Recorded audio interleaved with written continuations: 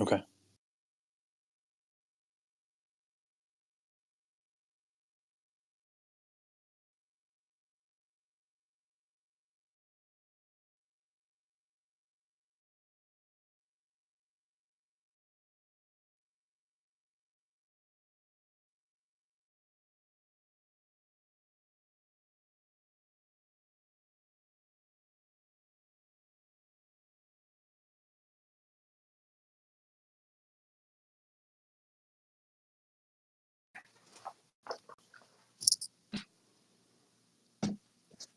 Yeah. So after I spoke with you the other day, I actually did take the time and put together like a short tutorial, maybe, just for educational purposes, and sent that out. I don't know if anybody has had a chance to look at that or not, but it's out there. Something you could play. I uploaded it to YouTube, so you guys can play that at any time. It's really high level. I didn't want to present it in a way that's too complex because I didn't want to lose people to complexities, if that makes sense. But I do need to make sure that what's being attempted against the Irish is explained in a simple and logical way, and as many of the people in Ireland are made as aware of that as possible. Okay, so that truly is just the point of this. I personally am an American. Um, I'm in America. I'm not in Ireland at all, but I will tell you that after I read through a lot of this legislation, what happens in Ireland, it is going to impact me in America, and it's going to impact all of us around the world. Um, the reason for that is because a lot of the big tech companies, like your Facebook, your Google, your Apple, stuff like that, they chose Ireland for their headquarters. And so, if there are laws passed in Ireland, and those companies are headquartered in Ireland, they will defer to those Irish laws when they decide how to alter the search results that go out to the rest of us around the world, what we're allowed to put on the internet, what will be taken off the internet, and so on. So basically, they will have total narrative control.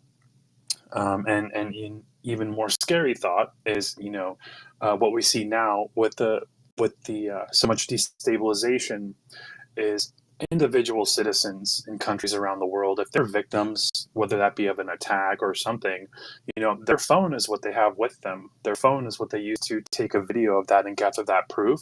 And to show the rest of the world what happened, they upload that to the internet or they upload it online as their only way of getting that proof out there for others to see. Well, that will be taken away once if these laws get passed in Ireland. There's a worded in the EU agreement to where the tech companies have to take stuff like that offline.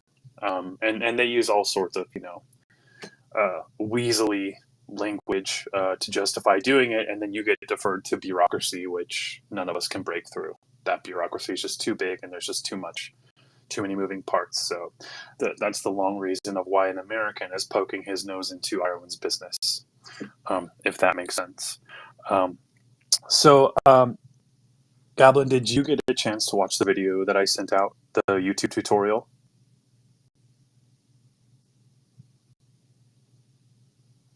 Okay. So do you guys want to like a high level rundown of what I included in there, or what sort of? Okay. So here's the thing. Um, uh, right now, the laws that are on the books in Ireland, they use general language to protect. It's automatically protect all citizens within Ireland's jurisdiction, right? And the way your laws are worded say, hey, differential treatment on these certain things is just not allowed, flat across the board. And it lists off like nationality, sex, whatever, right? So that's the structure your laws are, and it's automatic. The people, the people who are working on behalf of this EU agenda, I guess you could call it, or like, some of them are members of NGOs and whatnot. They're globalists, basically. It's an easier way to say it, right? And what they're looking to do, and what they're attempting to do, is to repeal laws in Ireland that have that language in it that automatically extends equal protection to all, and they want to replace them with laws that are structured to only offer selective protections to some groups. Um, And this breaks into a couple of different layers, okay? But one of the things that I illustrated in that tutorial was I kind of held these laws up side by side. And the new one says they're going to be combating certain forms of racism. Not all forms, just certain forms, right? So there's that. And then there's a second part to that, which is, well, there's no definition for the term racism, right? When we go on social media, when we look on the television or whatever, we see that term thrown around a lot. Everybody's accusing everything of using the term racism, but nobody, not one single person, is defining it or showing us the definition of what racism means to them whenever they use that, right? So now we need to look at, okay, well, if your laws don't have a fixed definition to operate off of, and it's now going to defer to what's called legal precedent or past legal cases, right? So we'll need to look and say, hey, what are the legal cases in the past that have used that term racism and won that case and extended equal protections to that one population? So there's this whole body of legal cases that already exist in countries outside of Ireland, like here in America, Canada, and so on, right? So your Irish courts are going to be shifted from drawing on their own body of legal cases over to this international body of legal cases, right? And they're going to be looking in there for cases that use that term racism, and they're going to pull those up and they're going to say, okay, who received protection in these cases? And this is where they're going to get you. So basically, your public prosecutors here in America, Canada, Ireland, and pretty much all over the Western world, we're all seeing this very one-sided pattern, right? So a prosecutor won't bring that charge of racist or racism or hate in cases that involve a white victim. They kind of gatekeep. They kind of play like a goalie and say, no, that's not for you. That's only for other populations to bring those, right? So there, by extension, our population won't have equal protection under these new laws that are coming in, because the only way for us to compete for that protection is to actually bring that charge in a court and win that case and say, here, this does extend equal protection to us. But we're going to get blocked by public prosecutors, selective prosecution, and so on. Okay, so they're basically pulling the old switcheroo with your laws, is a very simple way to say it. The laws that automatically extend equal protection to all, they're getting repealed and they're being replaced with laws that use terms that mean you now have to compete to get protection under that law. And the only way you can do that is by bringing that charge and winning that case in the court. Okay, anybody have questions on that so far? You guys understand the concept? Okay. That's basically the gist of it. That's how the coup is working. And they're doing it. It's a very backdoor way. I will tell you that just based on the way I've seen like media reports with like the way England has been acting, like a week or two back, they said they were going. There was like a police station that said they were going to attempt to prosecute international citizens and stuff like that. That alone already told me they signed on to it. I haven't gone through all their legislation to see when it happened and what it got paper clipped into, like which legislation, but I already know that that's what they did. Okay. And in America, we have a similar bureaucratic body. It's like the UN that we're under. In Europe, you guys have the EU. And those bureaucratic bodies were used to develop this type of legislation, to get support for it, to get it implemented, knowing they couldn't do that in our own countries. Because if we saw that, we would say, hell no, right? But what they did was they went to those bureaucratic bodies and they developed the legislation there, and then at the last minute they're going to clip it onto a bill or something, and get your law repealed and get your country signed onto it, and boom, it's done. So they that alone tells me, since they're taking that long route, that alone tells me they already know they're doing something that we don't approve of, and they're taking steps to conceal it. Okay.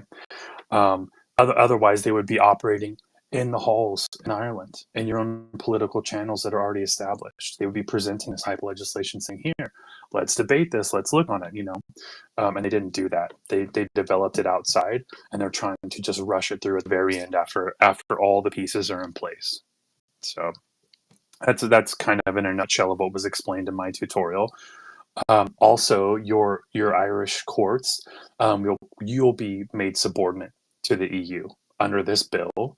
I believe it's called a council framework or whatever that they want you to be compliant with. I guess was the way that they worded it, which means that you're just going to be like an extra leg on the EU's table now instead of an independent nation. Your judges aren't actually looking at their own cases, interpreting the law and rendering a judgment based on their own Irish case body and case laws. They're now going to defer over to the EU, and go off of that body of case laws. So let's talk about that for a second. So the body of case laws that already have used that term racist or hate in international or foreign countries, I should say, and have already won cases and they've already set precedent, right? So that big bucket of case laws was argued in countries where it's normal for radical academics in the institutions there to argue that the charge of racist or the charge of hate does not apply to white people, right? And then they come on, insert Marxist argument here, right? They'll just make up whatever reason. It's just a deflect, but basically they're all playing goalie. Basically, they're arguing, well, we're not going to give a fixed definition. We're not going to show the criteria we're operating by. We're just going to continue to make up arguments situationally of why it never applies to anything directed at white people, right? And so they'll just come up with something that's completely illogical. You've heard the whole racism has to equal prejudice plus power, therefore X group can never be racist, and so on, right? So it's a legal coup on all fronts. It's already started in other Western societies. It's hit here in America. I see it in Australia. It's coming to the UK. It's hitting Ireland. But Ireland, they haven't got you yet. Okay. And that's why I'm reaching out. And that's why I'm poking my nose in your business, kind of just to show you this paper trail and what I've found out so far. So at least you guys can get amongst your own leaders there and organize. Okay. If you can block this and intercept it, it's going to be a huge win. I personally have a few ideas that I'm forwarding, um, as far as like angles and strategies and stuff. And that really is the role I'm trying to play here, is kind of just to lift this stuff up. And you guys take it to your own organically formed leadership and say, hey, we're going to use strategy X, Y, and Z. We're going to execute this way, and we're going to block this. So that was pretty much what I had to say on that. As far as the migration, I think we're all in agreement that it just seems like they're just jamming in as many bodies as possible with no plan on ever reaching the point of a stable and orderly society. I don't personally see how they'll be able to do that. And it doesn't seem like they care, to be honest with you. It doesn't seem like they plan on fixing this mess. It seems like they're rapidly jamming these populations in. They're going to repeal your existing laws that have the same behavior requirements for everybody across the board, and they're going to replace those with laws that give certain protections to certain groups, and they're going to rapidly build this legal caste system, multi-tiered legal caste system, right? So based on gender, sexuality, race, religion, whatever. What all those laws will have in common is none of them will extend equal protection to those of you who are ethnically Irish. And I mean Irish by your heritage. Those of you who use the Irish identity as an identifier of your roots, okay? None of them will extend equal protection to you. None of them will extend equal protection to any white citizen from abroad who relocates to Ireland from another Western society. And if you're left unprotected, if you're left without legal recourse, but the rest of the world has all that, then you're basically just being left for destruction. Um, there is, I think Gavin and I brought this up on a previous space. A lot of people do not know that past legislation was pushed through, and delegates were sent to African countries to invite Africans to come and immigrate to Ireland, and to invite Africans to immigrate to other European societies within the EU. Um, Normally, that wouldn't present a threat on its own, but I will tell you that the countries they went to do. In my tutorial, I brought up an example of a migrant that came from Zimbabwe. I don't know if anybody knows about the history of Zimbabwe. Prior to being called Zimbabwe, it was called Rhodesia. Okay. And to overthrow Rhodesia and to destabilize it and destroy it from within, the laws basically were changed to where government institutions, well, the term, it's what we see now, right? So the term racist never applies to anything directed at white citizens. I personally have a video saved that I can post under the space if you guys want, of an interview of a girl who was in Rhodesia. It's a black girl, and she said she witnessed a lot of the tactics used by media platforms and academia to kind of conjugate these anti-white narratives and disperse them, knowing that it will inflame all the other populations and cause them to retaliate against the white population and to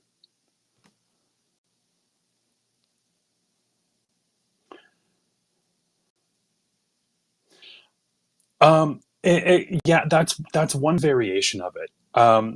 When you get into linguistics, a lot of this boils down to, can they frame their actions in a way that justifies them behaving in a hostile manner towards you? So if I identify as oppressed, it kind of makes me seem like I'm entitled to something, right? Or if I identify as a victim of racism, it kind of makes me feel like I'm entitled to something, right? Um, but but but yeah, kind of. There's multiple items that come into play. But why this is relevant to Ireland? Well, like I put in my tutorial, I brought up a screenshot of one person from Zimbabwe. They were invited to move to Ireland, and they are already well trained in the use of those types of slogans and scripting that cause problems for the white population. Like even white folks, if we just mind our business and go along our way, they will use a public platform to amplify these narratives that cause problems for us. Like that, we don't have a no conflict position that we can take in that type of situation. But there was also another guy that was on there that I put his screenshot up, and he was from South Africa. It said on his Twitter that he lived in Dublin, right? So that's where an NGO or somebody installed him, was in Dublin. And also a part of his profile was saying that he was voting for the EFF. And the EFF is a pretty radical organization in South Africa. Um, I put up one example of some of their more famous statements, but basically, that organization is very hostile towards all white citizens, and they are openly anti-white. Like that's their whole ideology. So what they do is they repurpose government infrastructure. Let's say like your income tax system or your social benefit system. They repurpose that as a way to pillage other populations and transfer everything to them and their group, right? So they that's why you see such an argument of like, oh, we want free this and we want free that and we want housing and we want benefits and whatever. These are not people who are familiar with a stable and balanced society. These are not people who care about destabilization. They're simply there for short-term pillaging, and that's it. Now, being installed in Ireland, people who have well practiced in anti-white slogans, things like that, you have to consider the situation that these politicians are trying to maneuver you in.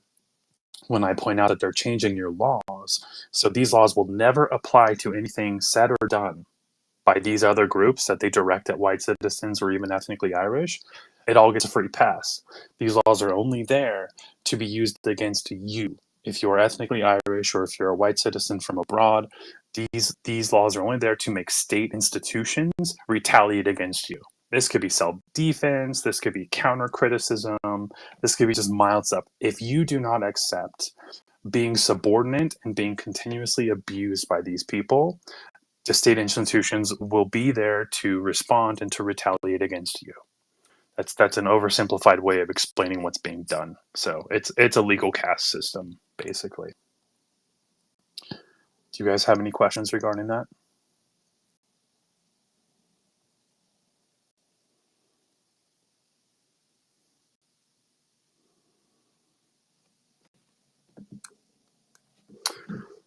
Um, so I checked my emails. I don't see anything in my emails. I didn't get anything in my DMs. I think PR is what she goes by. She's the one that DM'd me saying it would to look out for it, but I haven't seen anything yet, so I don't know if she's heard anything.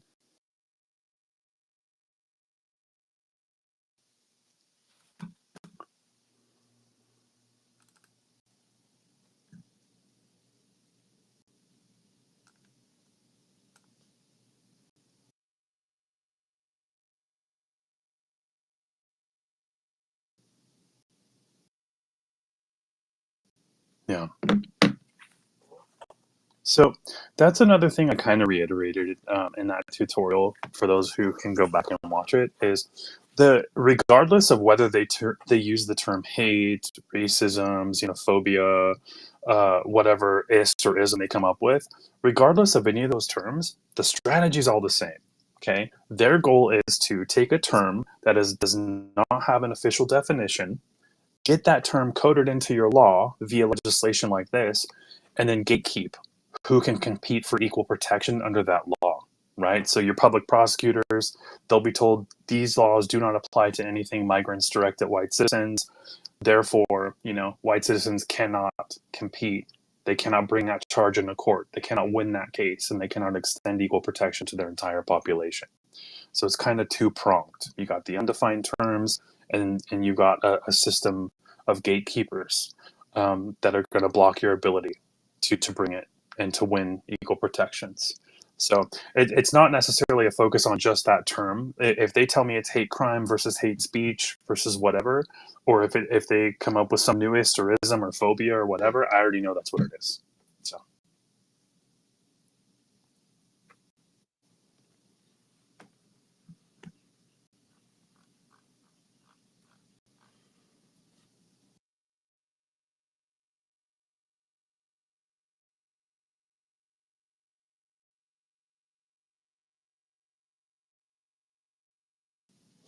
Your main tactic to intercept this is going to have to be making an amendment. You just need one politician who's committed, who's going to draft the amendment and keep it on hand. The other side operates by ambush and by surprise attacks. So the next time they try to jam it through, the amendment will be there and ready and get clipped on. Um, Also, I will tell you that here in America, what's been pretty common is they write these really giant bills, right? And the title could be something way out there that has nothing to do with the subject at hand. This could just be the title of, oh, news reporting. And it could be a 3,000-page document. Well, they'll take one or two pieces of their hate legislation that they had back there collecting dust, and they'll try to paperclip it on. They'll try to push it into the middle of that amendment and not tell anyone they're doing it, simply as a way of skating it through. Okay. So, like I said, you're going to have to, this cannot succeed without the commitment of a politician who has access to amendments and paper clipping them onto legislation. Um, every time they present something, we're going to have people that go through that and see, are they using one of these undefined terms? Okay, are they using hate, racist, some kind of phobia or something? That's fairly easy. You can do a keyword search. You don't have to read the whole bill. You could just bring up the bill online. You could do a keyword search. I think it's Command F. You type in the word you're looking for, and it will highlight stuff, right? So it doesn't take a rocket scientist or somebody, anyone can do that kind of inspecting. You don't have to have special training or certifications or anything, but we just need people that are committed and on standby and ready to watch. That's what we need.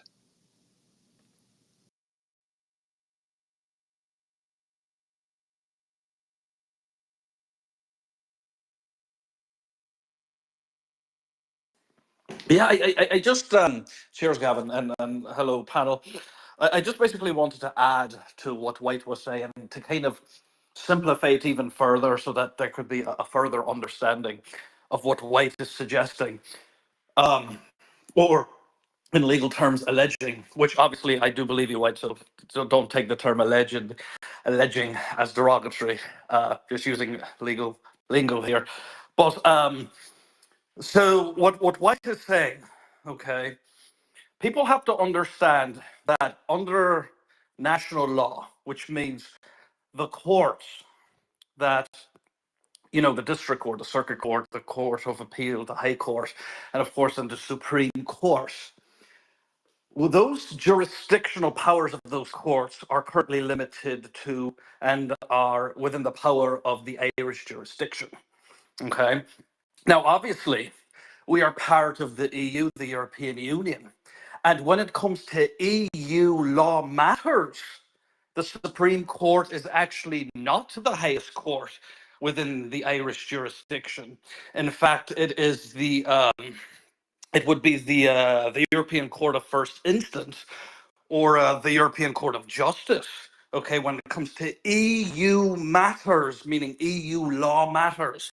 However, we still do enjoy a sole jurisdiction of national law, meaning any other law besides specific EU law.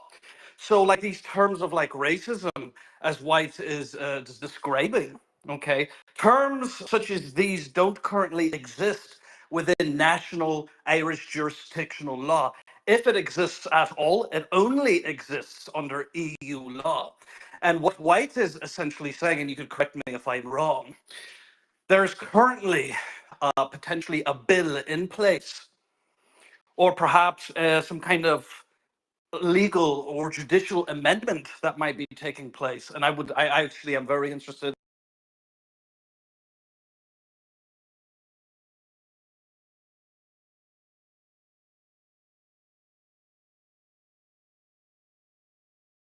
Terms like racism and all these other more globalist terms, but we would also be subject to those terms under national law. Meaning, let's say magically we left the EU tomorrow, it wouldn't matter because under our own national jurisdiction, we would still have globalist lingo and a globalistic nature agenda.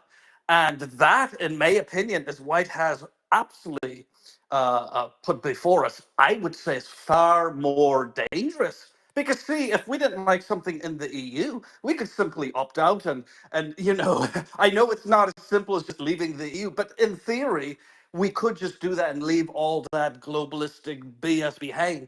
But if it's infiltrated within our national law, we would have a far bigger problem on our hands. But yeah, I just wanted to basically, congeal that more so more people can understand from the Irish side as well. And yeah, but cheers, White, you're 100%. And again, I'm interested. I'm definitely going to watch your video, but I'm really interested to see the dynamics in which it would actually be applied, whether it would be through our government, through the Oireachtas, or perhaps some kind of judicial amendment that might would more likely happen on a Supreme Court level. But I would be very interested to hear about that. Cheers, White. Cheers, Gavin. Thank you, Rob. I agree with everything you said, man. It was a great interpretation. Rob said, it maybe it's easier to kind of think about it as two different sets of laws. You have your laws established in Ireland under your national precedent. Those are the laws that are worded to extend equal protection to all groups across the board automatically. And then you have this other set of laws being proposed through the EU channel, which will repeal Ireland's laws, all in the same bill. It repeals it, and then it inserts the EU's, which only provides protection for some forms that are deemed racist or whatever ist or ism they're using in there, right? So, I when I look through this kind of stuff, the one positive thing that you guys have going for you is A, we're early. We already know what they're up to. We're getting the word out, right? So that's a positive. B, everything they do leaves a paper trail, right? So when I was going through Ireland's legislation, it said we're going to defer to the EU framework, yada, yada, yada. So I went to the EU site, I brought up that framework, and I was reading through it. And that framework deferred to another, which deferred to another, which deferred to another. So that tells me that they literally went through as far back as they could, through the darkest, dingiest of offices, and presented. They didn't want a fixed definition or a working definition that all sides can hold to. What they wanted was they just wanted this to operate based on case precedent, so they can control which groups get protection under these laws via that chain of case precedent. Does that make sense? You guys all get that? Okay. I know. I don't. Okay.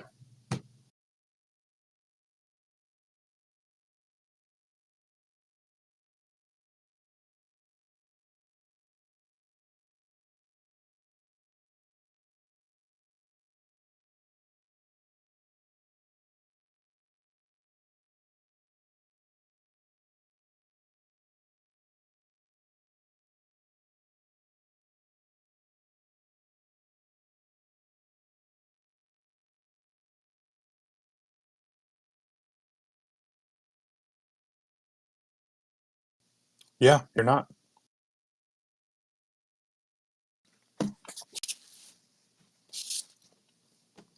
Um, well, I think you got a few hands up, so let's get to those first, and then I can answer if you want. Yeah, very interesting conversation. It looks like if to get around these laws and bring sanity back into the courts, whether it's in America or the EU, in America it's going to have to look like 1776 all over again. You're going to have to declare your independence from globalist communists. And for Ireland, we've already done that. The Irish courts were set up on our own by Irish people in the War of Independence to bypass the British courts. We set up our own courts, and I think we could set up our own courts again and bypass these EU laws. But people would have to stand up and vote for their sovereignty. But we've thrown off the shackles of tyrannical governments before. In Ireland, we've done it with the British, and in America, you've done it against the British. So I can see that a lot of patriotism and a lot of patriot groups, both in Ireland and England, are beginning to form now. And this looks where it's going. That it's going to be down to a battle of the wills and sheer numbers that the governments will have to back down. Just your opinion on that, White? Yeah, I mean, if you guys have the ability to establish courts and start busting this stuff, busting through this stuff from the bottom up, 100% I agree with doing that. I will tell you, one thing I looked for was I didn't really see any clauses or policies that outlawed. They were worded to say outlawing differential treatment on the basis of. I was really looking for that when I was reaching out to your draft SPAD curriculum, because I saw they were installing the white privilege curriculum, and that's a whole nother story. But that was missing. um, One thing I will tell you, Gerard, is they are looking to establish workarounds to our existing systems that we have now. So your workarounds are coming through the EU and the UN and stuff like that. I put the face of one gal on my tutorial. She's a part of an NGO, and I kind of just put her screenshot up there just so people can see. Like you've got people who have no business tampering tampering with your laws, right? But put that up there. Another is your existing system now. Of course, it's structured to defend the Irish people, right? So if they want to work around for that, they'll repeal those laws in your existing system so that your institutions no longer perform that function for you. And they defer over to the EU law, which they're trying to pass, which says, oh, you only perform functions X, Y, and Z and nothing else. So that's kind of the gatekeeping and the workaround and how all this stuff works. But if you have a differential treatment clause, or if you have an equal protection clause, that's an angle you could bring for laws like regarding hate or racism or whatever, because they're not structured to offer equal protection to you. There's nothing showing that. They all rely on a chain of case decisions, and there's not going to be one decision in there from any of these foreign countries that showed this was applied to a case that had a white victim. They've all been gate kept. They were tightly controlling who will be covered under these and who will not. So. Yeah, thanks a lot, White. Thanks, Yvonne, and welcome, white student. And thank you from the bottom of our hearts for the work that you have put in voluntarily for us here in Ireland. And I have put White Spirit's YouTube tutorial in the purple pill there, Gab, for anyone to see it. It's on my page, so I just copied the link. And I've also put in, you might hopefully talk about your book also, and the language that they're teaching in the colleges to the children, and how we can help our children to battle this. I've put white students' book there. It's called Equal Training, and I must get the link off you there again, actually, for the Amazon. But just going back to the laws, and as you've said to me, and we spoke of many times, the whole of the equality is what they're pushing for this Agenda 30, and we constantly hear equality, equality. So this, if it passes, the one word that they've been thrown at us, they're actually demeaning themselves, because therefore we are not equal in Ireland under this racism bill. And just going back to the incitement of hate bill that apparently it's okay for us to have now while they park it before the elections. And we can see, can we not go back on the actual cases of racism here in Ireland, which there is very little of? I think the last count was 9. I don't know, even was it Tracy that might have brought that up. of actual cases of racism in Ireland. There's so very little of them. Our argument was there is so little. And McEntee, of course, was saying there's so little of them because the judges and the Gardaí don't have the powers to bring it further, which is absolute rubbish that we are all aware of at this stage. But that incitement of hate law that we have now, that apparently is okay for us, even with all these people in the country, invaders, and that it's okay to stand for now while they just gain votes in the next general election. And they have come out and said they will push it through the next government. It'll be in the hands of the next government. So I believe this has been put through by amendments as it stands. So they're adding it. So as long as we are very careful that they don't take out that we are all equal under the law, that still has a protection for us. Am I correct in saying that, white student? That just gets so tricky. If you had see, this kind of goes back to what Gerard touched on. Like, yeah, you guys have an existing legal system, and it's structured to be defensive on behalf of the Irish, right? But since we're dealing with external bureaucracies looking to find a workaround for that, they're structuring their policies in a way that won't. That leaves your population vulnerable to all sorts of attacks and without legal recourse. So, all within this one same bill, what they did was they put through a repeal of your other law, your existing law, and they're putting through something that maps you over to the EU, right? So it's all very calculated. Um, for let me slow down just a little bit and let's think about the nature of this attack, right? And this will kind of give you guys a better strategy on it. So their attack depends on coding undefined terms into law, and denying you equal protection under those laws via a gatekeeping system, right? Through your public prosecutors. Who can bring that charge, who can't? It's all discretionary. There's no criteria or anything, so it's going to be straight up bias, right? So any law or any legislation they produce in Ireland using a term like that without a definition, your amendment has to match it, cite that term and say, hey, this term is required to offer equal protection to all citizens and groups across the board. There can be zero exclusions. And that's kind of how you work around what they're trying with your legal language, right? So as an example, let's say Ireland did want a legislation to outlaw racism. I'd say, okay, well, I would put on an amendment saying, hey, this is the fixed term of racism, differential treatment between two people of different backgrounds done. Just word it that way. Or I would consider an amendment a bit more forward and say, I'm going to propose an amendment that makes it illegal for anyone to interpret these laws in a way that denies equal protection to white citizens. And I'm going to paperclip that onto that legislation as it goes through. See, they're playing language games with us, right? And it doesn't matter if they call it a hate crime or hate speech or a phobia or whateverism.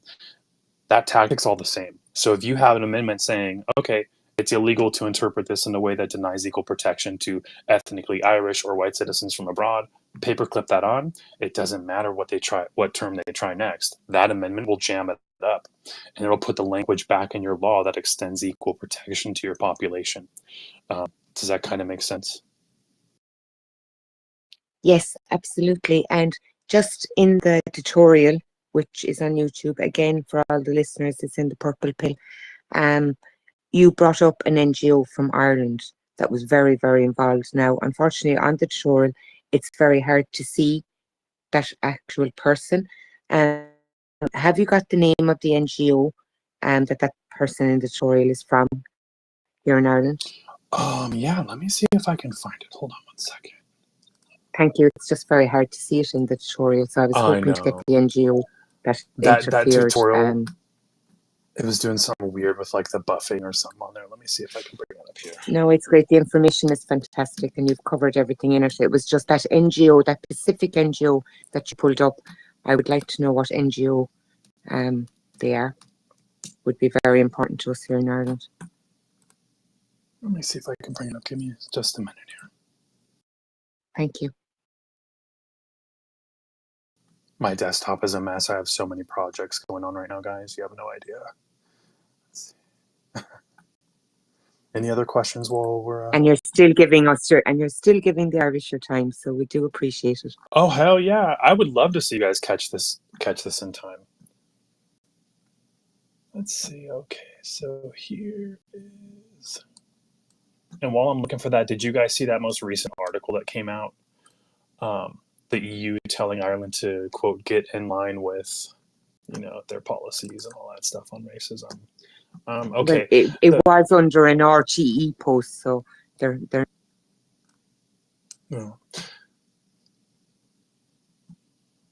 Yeah. Okay, so the person's name is Luna, Luna, Lara, Lara, Liboni, Liboni. She don't look Irish to me. She don't sound Irish to me. Now, it says on her LinkedIn profile that she is in Dublin City, Dublin, Ireland.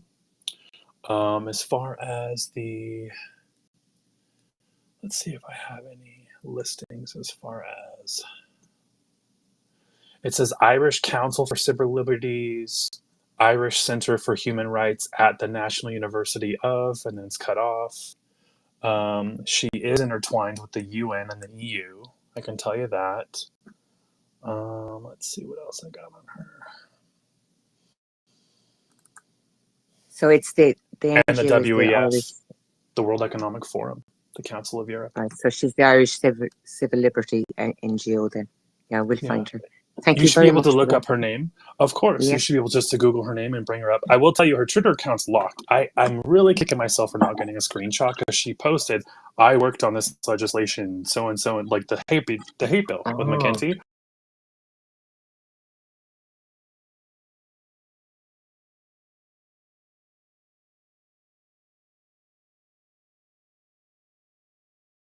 That is so huge. In America, they skated this stuff through, and we had to stand back up on our feet and clear the dust before we can even start researching and see what happened. So you guys, you're ahead of the game. You're getting the right info. You're ahead of the game. We have to map this out and say, okay, who's going to be our politicians that we make meetings with, and we talk about, hey, we already know they're trying to introduce terms, undefined terms, as a way of taking away our protections under our own laws. So what's our workaround for this? How do we retain equal protection under our own law here in our homeland, right? And so those are some of the ideas I'm throwing out. Make it illegal to interpret this in a way that denies equal protection. Make it illegal for schools to teach interpretations of these terms structured to deny equal protection. I've got a list of stuff I get to forward. I need you guys to find the right pair of hands to get it in.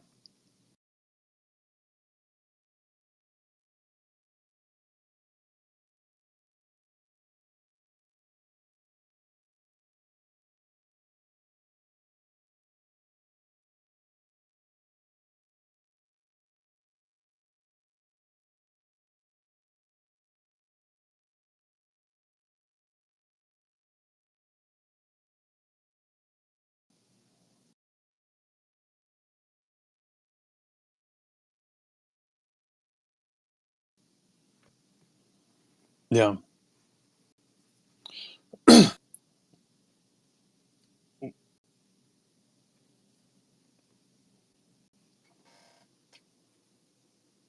So here, I don't know as much about Ireland as I should, based upon the way our education system was set up here.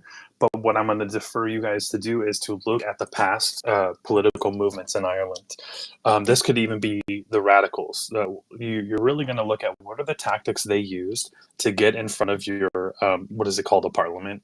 I don't know if that's the right term, but what are the tactics they used to get a foot in there to clinch an inch or two of that stage and hold their space and say, hey, these are our concerns. This is what we need you to do.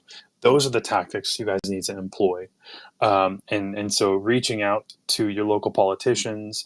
I personally, just given the climate, if you guys have any like aspiring new people running for office, if they want to run on a slogan that no one else has run on, but there's a great big appetite for, tell them to run on outlawing anti-white discrimination. They could say it as simple as that. And if they're that, I think Malachy Stinson, who is a legal solicitor I think it would be fantastic in his hands. So anything you give to me right there, I'll pass on. And Okay. he's standing in the next election. So Maliki would be our main Yeah. nationalist, and as I said, he's into law. Okay. So he'd be the best person's hands to put this into, in my opinion. So Okay. anything you give me, that's where I'll be passing it. I've also given it to some in the Senate already, and we'll get it out as far as we can into the right hands. That won't be an issue. Yeah, but my point is, as far as the strategy, as far as upending existing political class and the politicians who have gotten too comfortable, you guys can bring up fresh candidates. It could be a simple slogan like, "We're going to run on outlawing anti-white discrimination." That's all you got to say. It doesn't have to be anything derogatory. It doesn't have to be worded in a way that has handles that the other side could hold on to, to attack you with. And you could just, in a regional area, you can drum up a huge amount of support. You can get that person in.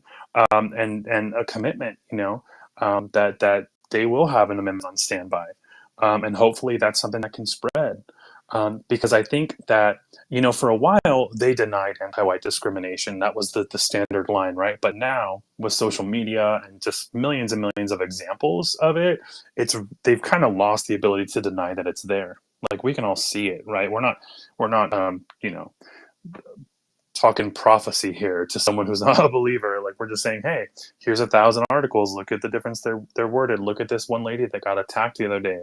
They're not applying the laws. There's a stand down by media, by politicians, by the judiciary, whatever, right? It's there for everyone to see. So we got to think strategically. We're going to be blazing a new trail. We're going to be using new slogans, new ideas, and working, together to start pushing this stuff through. But back to that hate speech bill, to me, it doesn't matter if they give it a title of hate speech or hate crime or whatever. They're just picking a different angle, that they're going to put the right type of lingo language in there to hold your population hostage. It's just going to be from a different angle. That's why I say anything using that term altogether, whether if it's using the term of hate, racism, whatever, it needs to have an official definition included that proves it will extend equal protection to all groups across the board. And that way it's used to work for stability, law, and order, as opposed to being used for legal warfare against one population by another. So.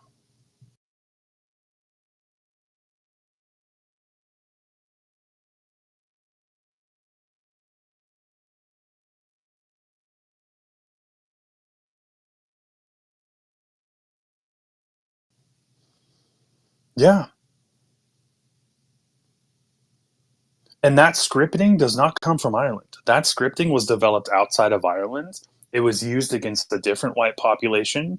They kind of got their recipe right. They got unlimited tries and unlimited do-overs. And when they got that recipe right, they took that final script and they start circulating it to places like Ireland or England, or even Sweden. And they used those external bureaucracies like the EU to kind of to distribute it and start assigning it out. And they sent their delegates over there to kind of use that scripting against your population to cause confusion or try to wound them in the mind and stuff like that.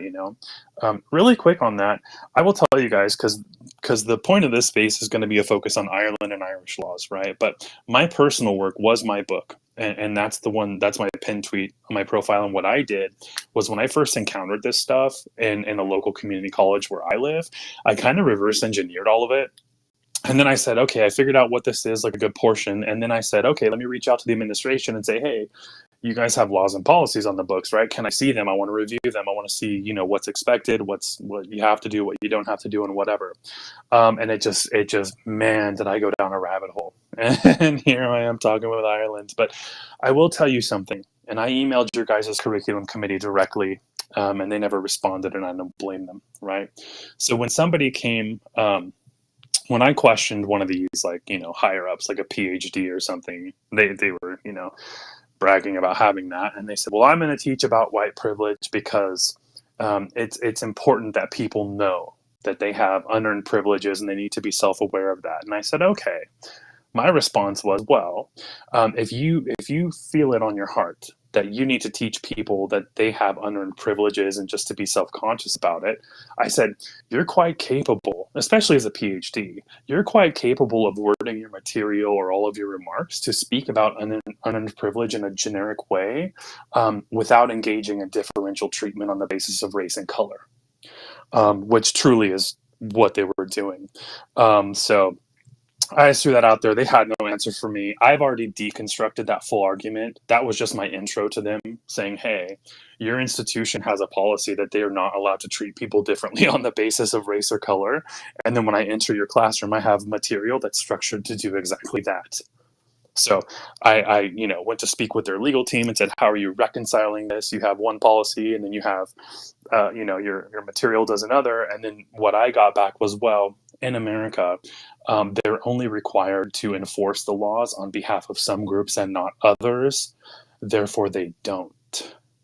They won't do it until there's a legal requirement that requires that institution to do that on behalf of all groups. So that's the short version of it. But yeah, so my work basically took, I really reverse engineered most of the curriculum, a lot of the topics that you guys are just now getting hit with in Ireland.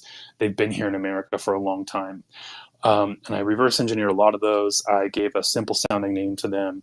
I gave people the language and the terms they can use to start having public conversations about that in a way that can't be classified as derogatory or something they would get in trouble for, right? And my goal was to basically disable that agenda simply by making it visible to enough people so they can see how it works and they knew like where the little tricks were built in and stuff like that. So that's where a lot of my work, that's what my work was done for student defense purposes. But this is all about linguistics, guys. If they can't change a law, they'll try to change the term that law hinges on. And they'll try to do that, whether it be through an amendment, through an external body, and so on. It's literally every dirty trick you can think of. They've got that whole book, and they're going through them one by one. So.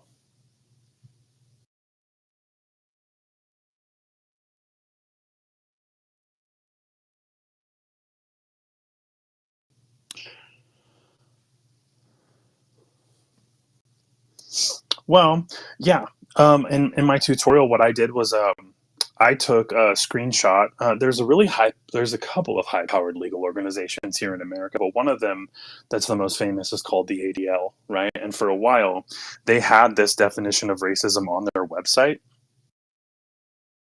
So let me bring it up and read it to you here so you guys can hear it. It says racism is the marginalization and or oppression of people of color based on a socially constructed racial hierarchy that privileges white people. That was the definition they selected. There's multiple out there. There's definitions like the one in the dictionary that offer equal protection to all, but they didn't want that. They came up with this definition. And the only reason that they selected this definition was because they want to control who gets protection under this term and who is denied equal protection under this term, right? So this high-power legal organization, they get unlimited government cooperation. It seems like they get unlimited funding. They get whatever they want, while none of us can even get the ear of our congressman, right? And when they go into courts and they argue their case on racism or whatever, this is the interpretation they use. This is the interpretation that sets legal precedent and goes into that bucket of other cases that Irish courts will be drawing upon when they make their decisions, right? So it's by gatekeeping and controlling who can and who can't use this, or who can win a case using this term and who's going to get blocked. That's who they control who gets protection under these laws and who doesn't. So it's a complicated network, but the patterns are all there. So.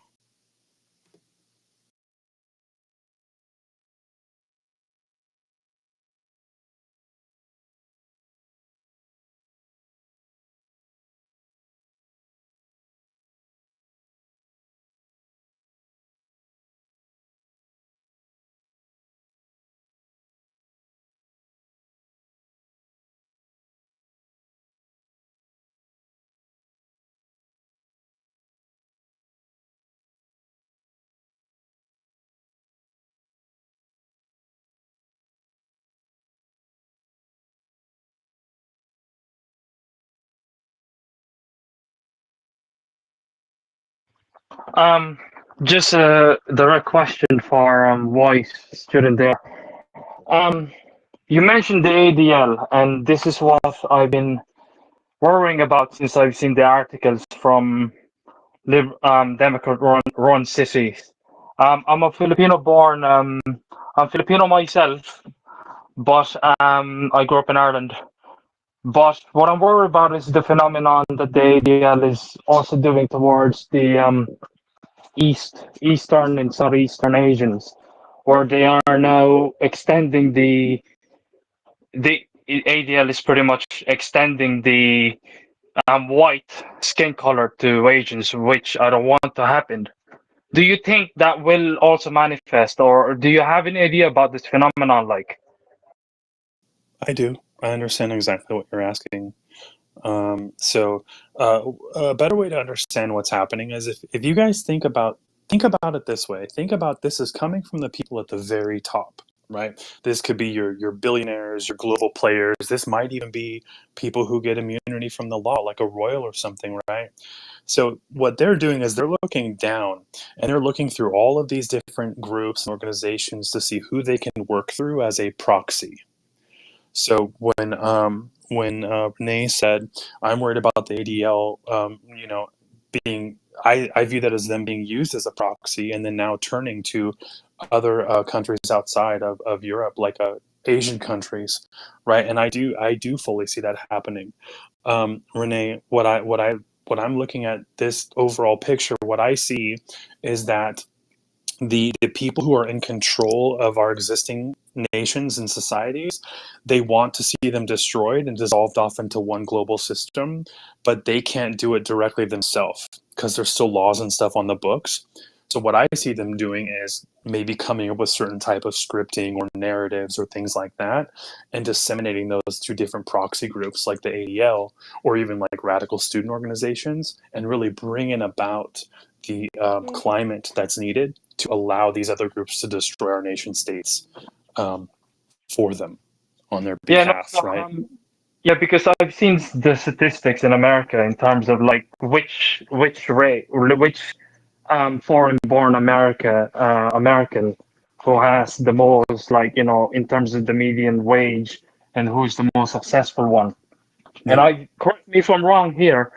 Um, what you call this? The neoliberals are now going after the uh, everyone knows here in terms of the do you know the way the phenomenon in liberal cities where they are now targeting Asian Americans because Right. they are Because of usually on top of performance. the performance. Yeah, so they're bridging skin color regardless of how light they are, regardless of whether they're Caucasian or Asian. So I don't want Right. that happening in Europe. So what's the crack with that like? What's the what with it like? Oh no, so sorry, what's the story with that? Why are they doing that? Well, here's the thing. What we saw, for those of us who've been analyzing this for a long time, I've probably started analyzing this since back in 2013. So like I'm like, wow, I'm watching this stuff progress, and I'm noticing a lot of patterns. And here's what I notice is right now the world is composed of different nation states, right? And each of them have gone their own way. They've accomplished different things. Some of them have built more wealth than others. Some of them have had more ingenuity, and so on, right? So when we talk about globalists at a high level, they want to take what those more accomplished states have and take it from them and redistribute it to other populations, right? So to make they have to come up with arguments that make them entitled to like a distribution from a different country or a different group, right? So they'll come up with all this different framing. Like with Asians, I've seen them say they had proximity to whiteness, therefore they got X, Y, and Z. Therefore, they have to make concessions to us to even things out. If that makes sense, that's just kind And of the and that's and is that the reason why in liberal universities they ended up Democrats ended up changing the rules for darker skinned people in terms of like the scores that they need to achieve in yeah. school so they can get to university. Fuck's I sake. Okay, grand. they I don't want this I see happening in them Ireland. I see them say that's the justification to do it because they want everyone to end at the same place, air quote. But truly, based on my own analysis, I know that they just want one global hodgepodge that does not have different borders or countries or different kinds of people eventually, right? So they'll make up whatever argument they need to push through like a piece of legislation or something that allows them to take from us and transfer over to another, right? So what we're seeing also is I think Japan's getting hit, South Korea's getting hit, and we're seeing massive immigration from Africa into those countries, and then they're just being given scripting just to call everything racist. No proof, no nothing. Everything they do is based on narrative. It's just narrative driven. So if they can kind of use this hype and get everyone using the term racism, by the time they get one of their people into the courts, one of their activists, they might actually win a case. They might set legal precedent, and they might actually have a legal weapon they can use against that population to start taking stuff off of them, or doing all the other stuff that we see here in the West. So thing is, it will come. It's already coming to Asian societies. I've seen it. I know what it is. It's the same playbook being run copy and paste from country to country. So unfortunately, you guys are up too. It's not just us in Western European societies. And they're going to kind of saddle you with this giant populations from other parts of the world who didn't develop their societies, who don't live the way you do, who they want your assets and they want your infrastructure. They just don't want your people there, I guess, is the best way to say it. And we're all getting hit with that at the same time now. So No, thank you. I just wanted to confirm my assumptions, but no, thank you very much. And as an extension and everyone here, thank you for also letting us know regarding the clips that you're talking about. But no, thank you. That's all I needed to say. yeah, you're welcome. James? Yeah, very interesting. And I did look at that video you sent. Now, it might have been 6:30 in the morning when I looked at it. So what of it I remember is a bit vague. But anyway, I have an idea of what you're going on about. My question to you is based on all these tech companies in Ireland. Now, say, play devil's advocate, if this law was to go in, can you see all our tech jobs moving? Because I can. And I think this is a very strong case to say, listen, if you bring this law in, all these jobs are gone. And there's 100,000 very well-paid jobs sitting up there in Dublin that could just be moved either back to America or elsewhere. I do. That's a great question, James. I do. In America, I'm actually in California, and California was known for its tech companies and stuff like that. They had like Silicon Valley. They had stuff in the South as well. And years ago, before anyone was even really talking about the demographic question, a lot of people were just noticing, like, hey, why are all the people in these offices here on a visa? Most of them were coming from countries like India and stuff, right? And it was just kind of like this silent launch by the tech companies that they were just going to say, hey, screw Americans, we're just going to hire everyone on a visa, bring them here, and we're not going to announce it or anything like that. We just noticed, like, we would go to a company with 4, 5, 10,000 people in one of these big buildings, and most of them, if not all, were people that were there on a work visa. In the corporate side, when you have to choose between a citizen of that country who has rights and freedoms and protections under the law versus someone you can bring in on a work visa, there's a lot of advantages for the corporation. They can pay them less money, they can exploit them, and they can also threaten to end their visa and send them back to their other country if they don't do what the employer tells them to do. To kind of hold them hostage, right? All things that you can't really get away with the citizen. You can to some extent, but you're at risk of the citizen going to the courts and bringing a legal challenge, which is a whole other thing, right? So what I see in Ireland is, yeah, those same tech companies, they have a footprint in all sorts of other countries, and it's the exact same model already. I don't see why they wouldn't use the same model in Ireland. And if Ireland gets these laws through, any law using hate, regardless of whatever, but any law using that, what they're going to do is the Irish will be purged from the pretty much from the employment there, and those people here on a visa will be told, hey, if you see any Irish person or any white citizen or any other group that we don't like right now, if you see them upload a video showing themselves being attacked by someone of another background, you have to take that down because it violates the EU's agreement that we've signed on to or whatever, right? So this army of tech workers, they're just going to have to do what they're told to do because they don't want to get sent back to another country. They don't want to lose their job. They might be going back to poverty or whatever. So they've got a lot leveraged against them to make them do something and act against the Irish people in a way that they wouldn't be able to get a normal Irish citizen to act against their own people.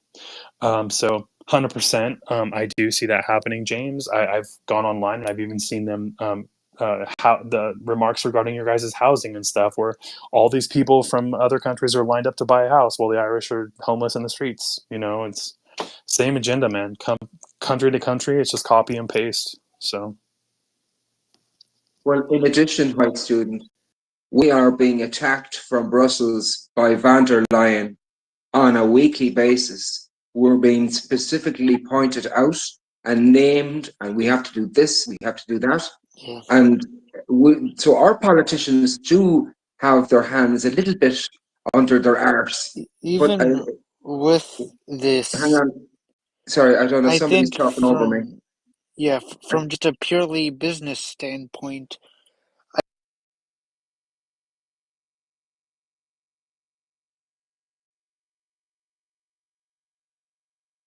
Yeah, I think you know where I was going with this. We are just being whipped at the moment from Brussels, and it looks as though, from Dublin's perspective, that Dublin are just doing EU's bidding. So is it Ursula? Yes, our politicians are weak. I want to. Well, let me speak to that really quickly before you go back to Kingdom. A politician came to America and spoke in one of our law schools. I forget if it was like Harvard or something. From the EU, and they were kind of like being cocky and laughing, saying, "Oh yeah, you know, America, your internet will be under hate speech laws soon enough, right?" And I thought, yeah, right. Like we're supposed to have our own freedom of speech. How are they going to do that? Well, they're working it through the EU bureaucracy. That's probably why they chose a small country like Ireland to house the biggest tech companies in the world, and then they can dictate to Ireland, you control the tech companies with these laws, so they function this way. If I were to map it out, I kind of just see that connection happening. But yeah, I could, man, we could hold the spaces for another 8 hours just about Ursula on her own. I can't get into that now, but go ahead. Anyone else, or I think Kingdom was up.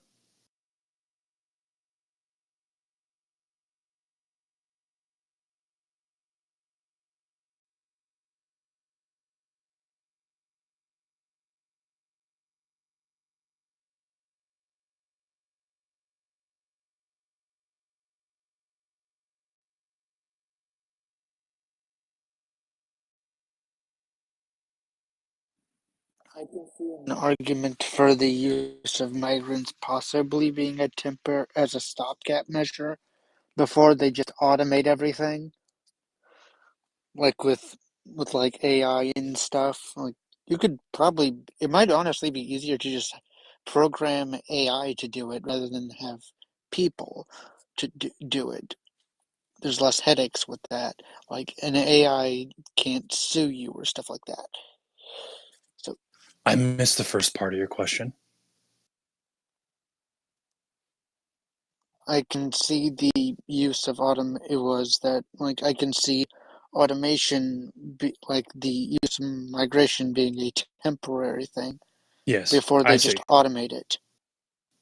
I see what you're saying. Well, from a business standpoint, yeah, there's a lot of talk about making robots to do our jobs, right?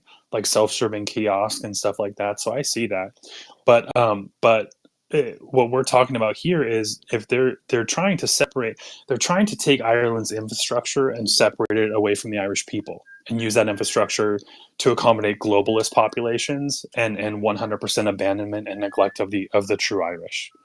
And they're doing that by repealing your existing laws, putting you under the EU, using undefined terms, controlling who can, gatekeeping, who can bring that term into charge in court, and so on. So it's like a total capture operation. And like I said at the beginning of the call, guys, I don't know if any of you have ever researched what happened in Rhodesia, if any of you look at what's happening in South Africa right now. They do that by by making these weird changes in your legal system, so that way your existing institutions are there. They're still going to pull taxes from you. They're still going to take from you. They'll just never do anything on your behalf. They'll only work on behalf of the other groups. So it's basically a way of switching your government's allegiance away from the Irish over to a globalist population who have no connection to Ireland, if that makes sense.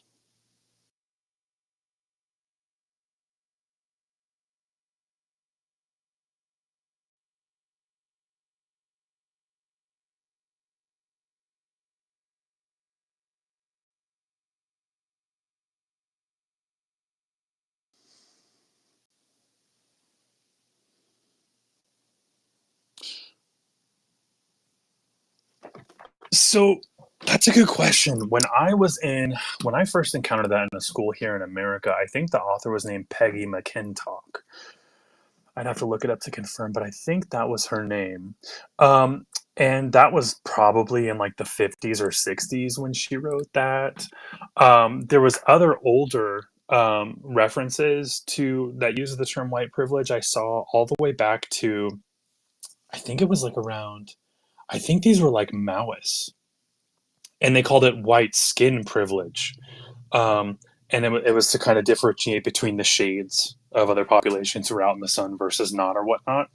So it's old and it's been developed and polished in certain locations, like I said earlier. And then once they got their recipe right, they're taking it to these big institutions like the UN and the EU, saying, "Hey, we have this scripting here; it's ready to go. We want this to be distributed to certain areas or regions and included in their school curriculum there or whatever." And that's kind of how they install it into the schools and stuff. It's the backdoor in the school curriculum. And that's so that's where I think they get it. None of the stuff that they're saying to you, it's old canned language. It's not unique. It wasn't made by them. It doesn't come from them. I think they're just reading scripting, and I think most of them are reading scripting that they don't even fully understand what it was designed to do. So that's where I think that's from. And also, I mean, Gavin, let's say that it wasn't centrally located. Like, what would the odds be that a politician in Ireland or America or South Africa or Canada or Australia would have all come up with this concept of white privilege and all taken it upon themselves to speak about that publicly? I think it's an impossibility. Like, it has to be coming from a centralized place. It has to be, they're on script. They're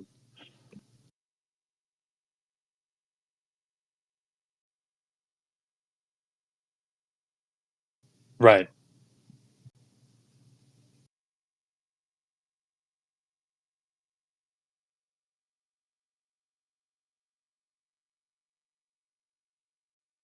right, right.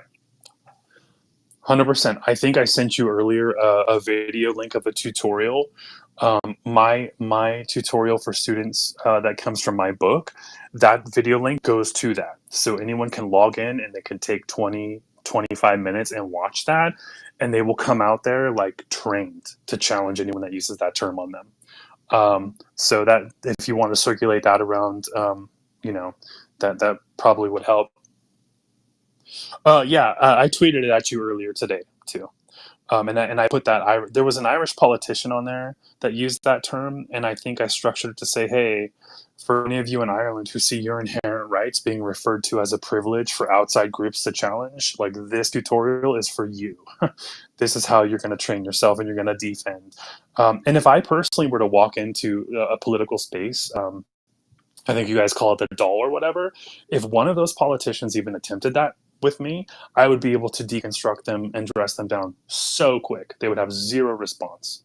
They don't understand what they're saying as well as I do. Basically, is the point. So and I'm really just the point of me getting my work out there is to try to train students at the student level. Like, hey, this if they use these terms on you, if they even try this on you, here's how you defend yourself. Here's the tactic. Here's how it works. Understand this, so you'll know which way to bob and weave. You know what I mean?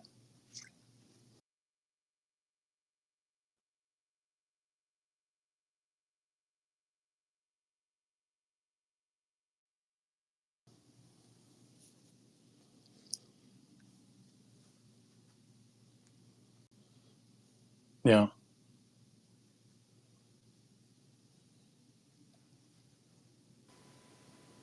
Yeah, good morning all from Australia. Thanks for having me. As always, Gavon, white student.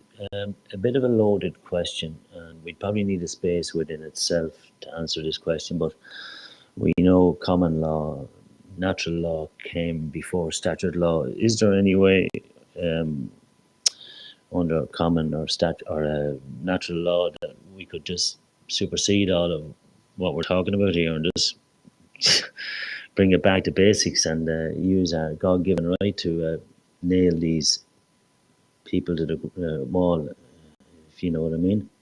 I know it's a Yeah. loaded question, but thank you. Yeah.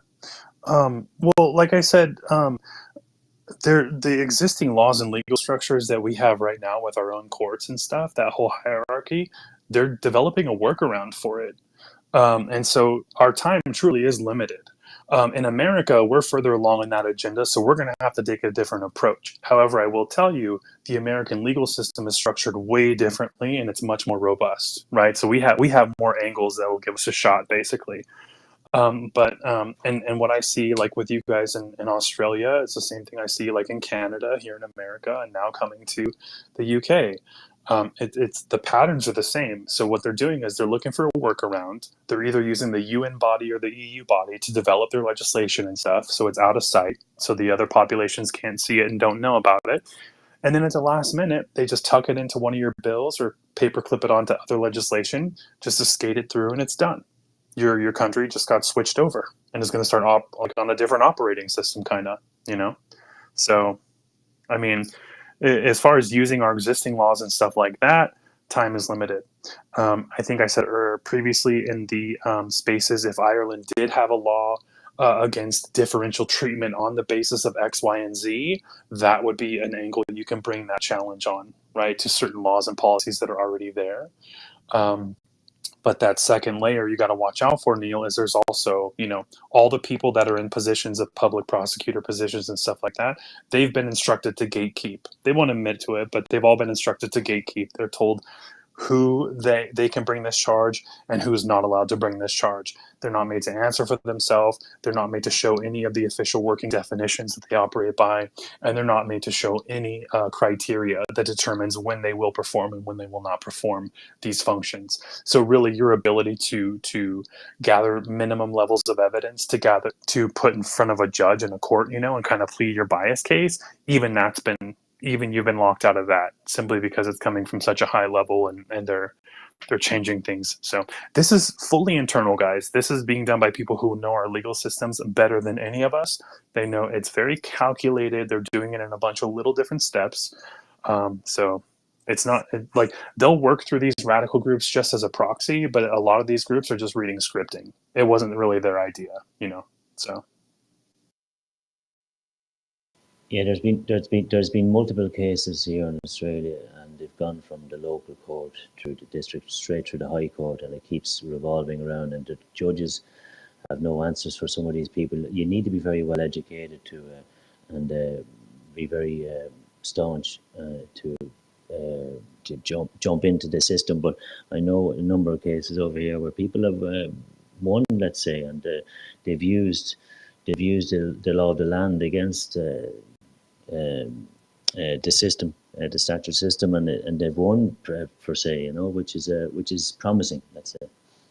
yeah, one extra layer that you can add on to that, they'll go to organizations like the police or something, and they'll say, "Hey, here's a list of crimes that we want you to prioritize. Anything else is not priority."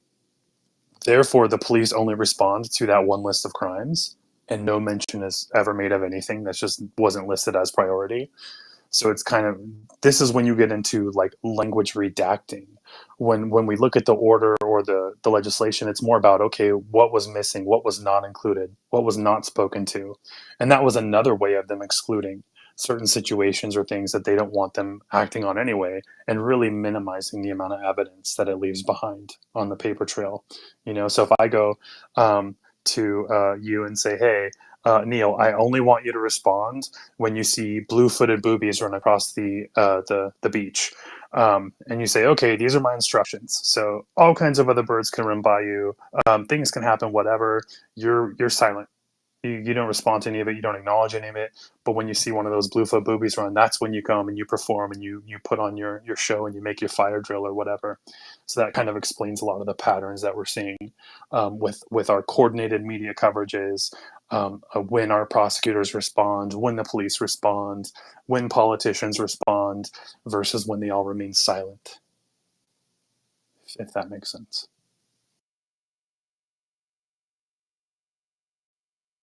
Yeah, the people, these people, I noticed they're using the English language for, say, the way it's all structured, and they're using it against the system, which is pretty cool.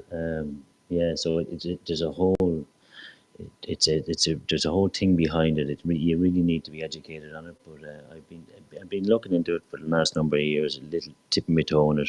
I know a lot of people that are well versed in it, which is pretty cool. I believe it's the way forward to tackle go back to natural, more natural laws, I suppose.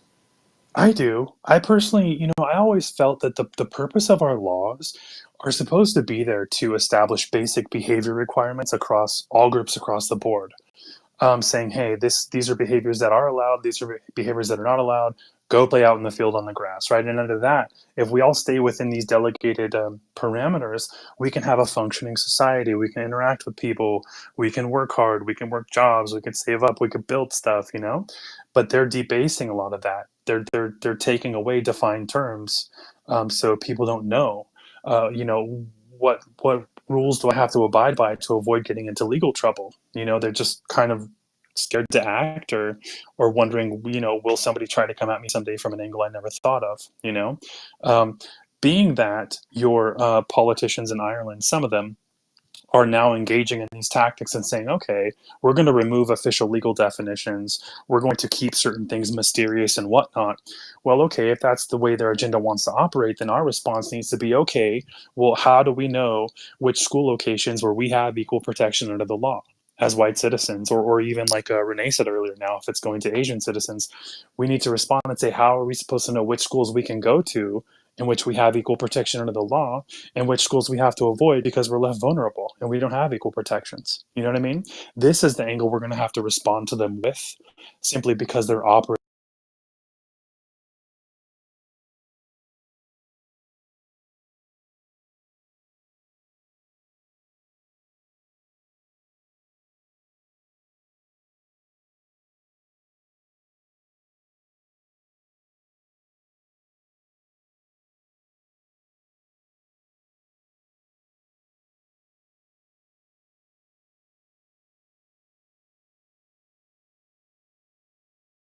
He, yeah, he's still a listener there, I think.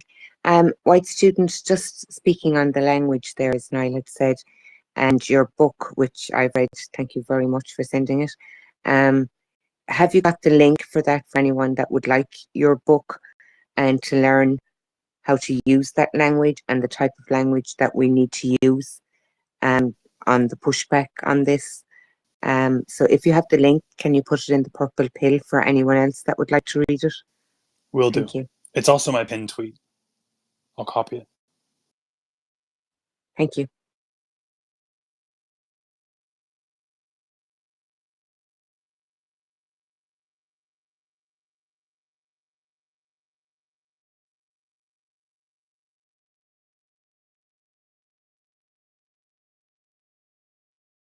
Yeah, it's slightly off the topic, but do you have any political aspirations? You seem to be so well spoken, an excellent communicator, and you're smart.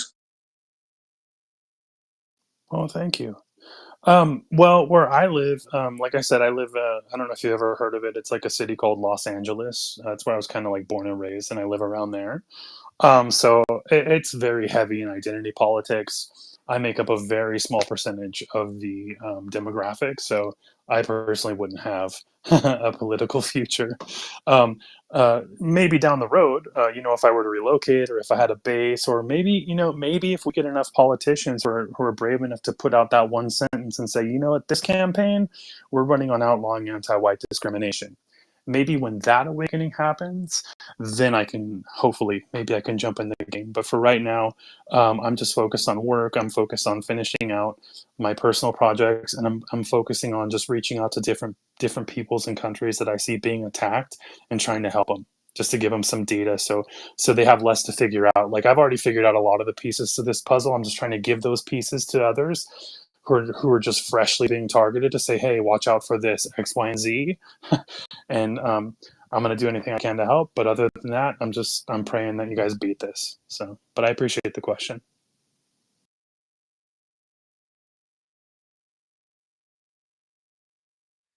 Yeah, cheers. No, I just wanted to add a little subcategory there, because I think somebody mentioned, one of the speakers there mentioned common law or natural law. And I want to add this very important caveat, because you see, the problem with natural law and common law, those are all wonderful, amazing things. In fact, I would love if our entire legal system was based off of that. The problem is natural law, common law, unenumerated rights, all these things are only valid if our judiciary system, our judges, our barristers, etc., have deity principles. Okay, meaning they would have to be of well, historically in Ireland, our constitution, our legislative writings, come from a Christian background. And common law, talks about the common good or the greater good, a higher authority. That's where natural law comes from, right? It just doesn't come, through the magical air. It comes through the belief of a higher power. And if we have a judiciary who doesn't believe per se in a higher power, you know, natural law is going to do you no good. Okay, and that's why it is very important that when it comes to who is selected as judge, barristers, judiciary, etc., these types of individuals would have to, you know, be beholden to a higher power. Otherwise, what good is common law or natural law to someone, for example, that's a communist, right? Common law or natural law is not going to be very helpful when we have a Marxist judge, for example, right? And so that's something that we have to keep in mind. And as there's a little sad part that I think there in America, I think, and White can correct me. See, I think in America they have what's called a Bill of Rights. In Ireland, we don't necessarily have a Bill of Rights. We have what are called unenumerated rights. And like, for example, you might find this hard to believe, but like, the freedom to earn a living, you would think that, oh, that's definitely a constitutional right. It's not. It's an unenumerated law. It's a law that it's recognized. Like, yeah, we agree that you should have a right to earn a living. But unfortunately, it's not written in law. It's not written in stone. It's not constitutionally backed. And so, in that case, we're a bit weak because we don't have a Bill of Rights, so to speak. So, we're very open to invasive perversions of the law, unfortunately. And so, that's just something to keep in mind that I just basically wanted to throw in there. But cheers, thanks. Lovely conversation. Brilliant, White. Absolutely brilliant. Thanks, thanks. I appreciate it, Rob, and I agree with that. One thing I would like to add on, and then I'll step down so someone else can speak, because I saw some hands up. In America, we have different states, and then we have our federal government, right? So they're passing laws at the state level, the local level, whatever, that there are unconstitutional. They are unconstitutional, and we've had laws on the books that have been unconstitutional for a very long time. What these crooked politicians do through their network is they just block our ability as regular citizens to bring that constitutional challenge.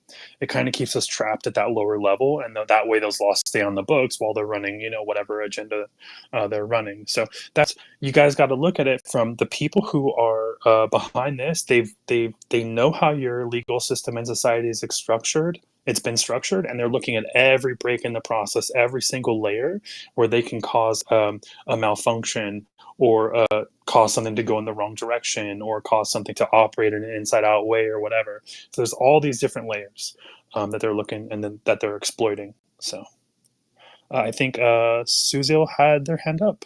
Oh, I hope I said that right. yeah, that's great. Thank you, White Student. You've been so informative. Really, I just want some clarification.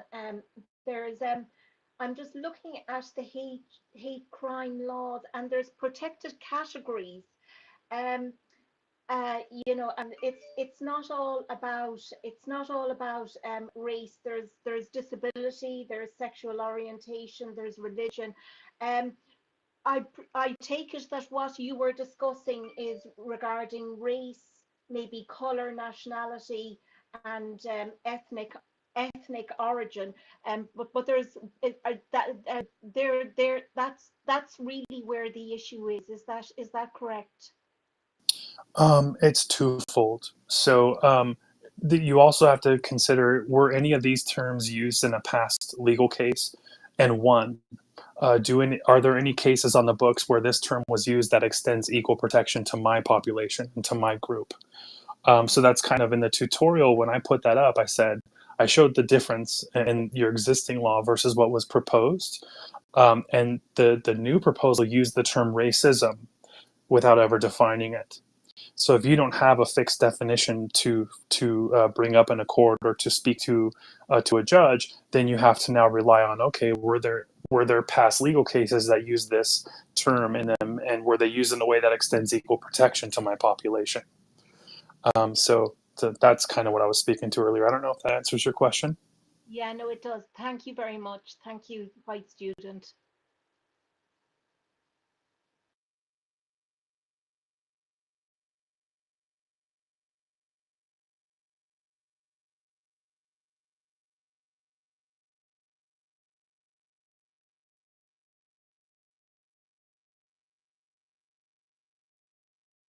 Yeah, I told you, Gabon, I didn't really want to because White Student is super educated and he knows the law.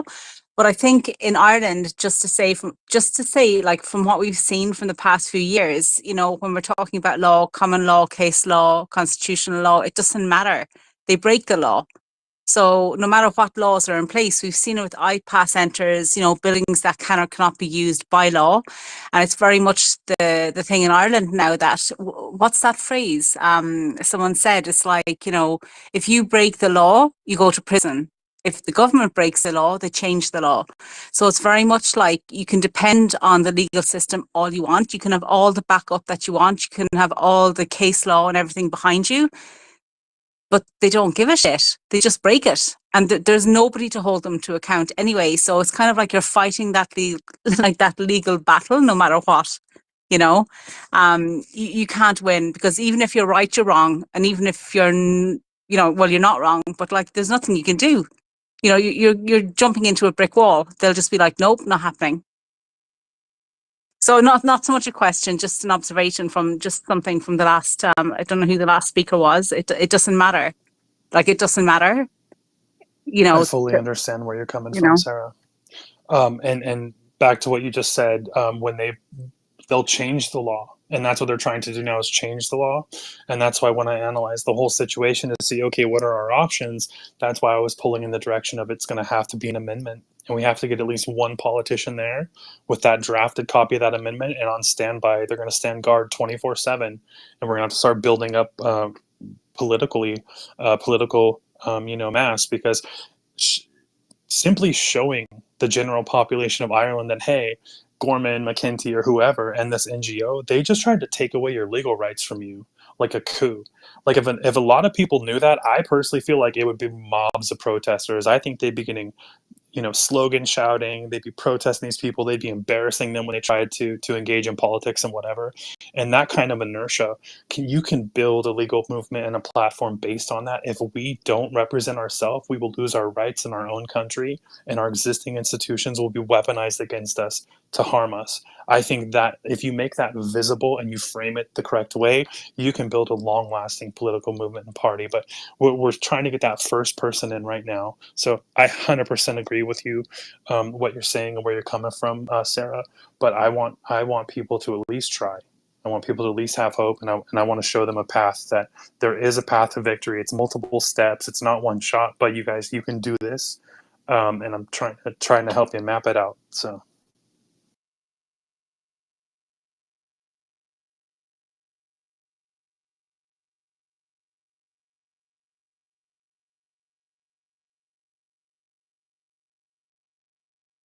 Anyone else? Just one more thing, white student, and I suppose a bit taboo what I'm about to say here, but how about we all just become Aboriginal to the land and become sovereign people and yeah, tackle it that way. The sovereign citizen movement was going for a while here in America, and I think somebody who was in the worked in the legal field, they worked it so that they were able to apply terrorism laws against them.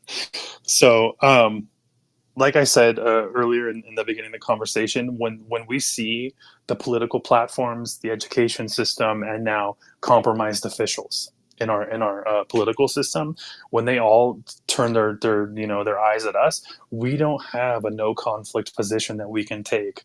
I knew that a while ago when I would talk with people, they say, "Oh, well, I'm just going to move to the countryside where no one lives, and I'll be fine." And I'm like, for now. You guys see these articles that get constantly churned out on media platforms saying, "Oh, the countryside's too white. Well, we've got to change that." Yada yada. And they're going to literally bus in and install populations from another part of the planet we knew nothing about, just to ensure that we're not independent and that we're not outside of striking distance and stuff, right? So these people are a solution in search of a problem, I guess would be the best way to explain that to you. So sovereign citizen movement, I thought of that too, Neil, but I don't think it's going to be enough, man. I think it's going to be about forming local connections, seeing who we can run in politics and stuff like that. And also, a lot of people in America, they use dirty tricks. They get people fired from their jobs. They get all kinds of stuff, right? So maybe if you guys have any pensioners or people who are secure and can withstand that type of an attack and say, "Hey, stand up for your grandkids, stand up for your next generation. We've got some scripting. We've got some ideas. You don't have to worry about getting fired. Will you be our candidate? Will you run this election, whatever?" And just, it's really about discrediting the existing people there, exposing what they've been trying to do, and how devious it is, and then trying to bring in their replacements. But yeah, Ireland, your protests have been amazing, man. I absolutely love to see that kind of participation. I wish we had that passion here in America. We've had psych warfare used on us for a lot longer and from multiple different angles. So I think that the will has been kind of beat down a lot. But Ireland, man, I absolutely love seeing you guys go out there waving your flags and giving everyone the bird and, fighting off the cops that have pepper spray and stuff. I think it's so cool, man. I'm here jumping up and down, cheering you guys on. So I know the passion's there. They can't say you're not the original people to that land, so they can't use that angle on you like they did, in multiple other countries and stuff. And you know, it's your birthright, man. This is the collection of rights and freedoms that your ancestors fought for and are transferred to you. And you're simply a custodian for the next generation of Irish that come after you. You're there to guard those rights and freedoms and transfer them to the people after you. So it is your right to fight these kinds of agendas, and it is your right to call out these politicians and, and to shout back at them. So. Yeah, there was a situation here in Australia recently. They tried to give the Aboriginal people a voice, they call it, in Parliament. Now that was a tactic. They just wanted to get the Aboriginal people into Parliament, so they'd have to fall under the statute law, and then they'd be able to take, say, all the land away from them. So they were clever enough not to fall into that trap. But the rights the Aboriginal people have here in Australia is second to none. It's amazing. They um, so yeah. Anyway, listen, I'm not going to say too much I because know. I know what you're referring it's to. yeah. I saw, and then they wanted certain types of changes to have to be approved by that Aboriginal council, right? So basically, they get to dictate, yeah, this law can come through or this one can't. I kind of had a different interpretation of it too, but yeah, they will, like I said earlier, this giant rush for diversity of all kinds, sexuality, religion, color, race, whatever. It's just a rush to install as many groups as possible into your society and rapidly build up this legal caste system that will now be used to hold your population captive inside of its own society and its own institutions. Uh, think of it logically. If I look at the existing law you guys have on the books already, the language was flat. It was complete. It extended equal protection to all people across the board. This broad from that NGO complaining that she needs hate speech, she has equal protection under the law that's on the books already. There's not a valid need to make a change to the language in the laws. Like, ask her, what protection do you not have under the law that's there right now? This is propaganda, man. It's slogan. It's very manipulative language. It's speaking with like a forked tongue. It's very duplicative, and it's pressure campaigns. So, but yeah. Well, yeah. Sorry.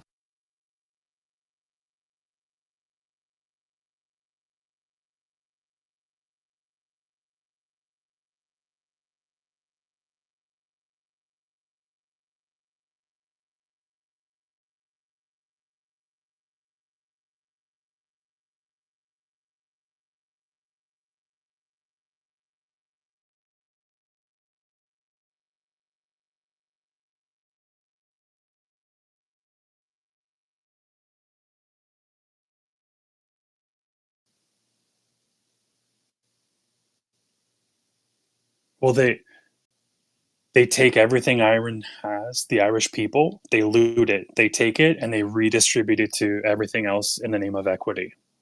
That's what they do.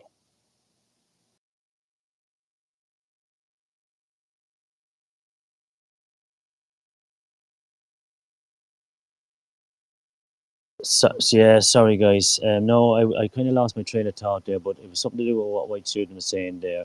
Yes, all these activists and these people that are fighting for more, it's actually only suppressing us more. I suppose is what I was trying to get at.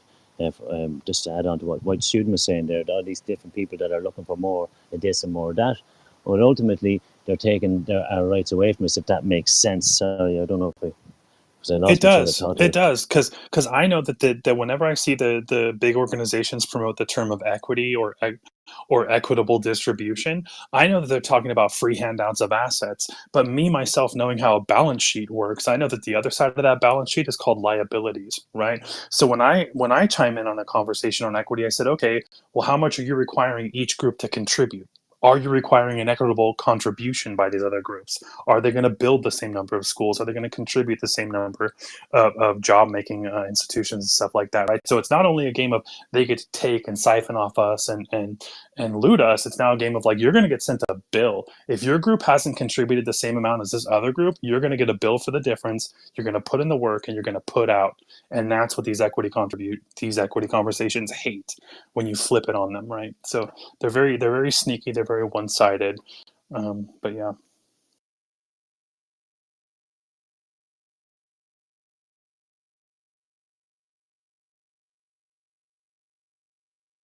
If we had anyone else that wanted to speak or ask a question.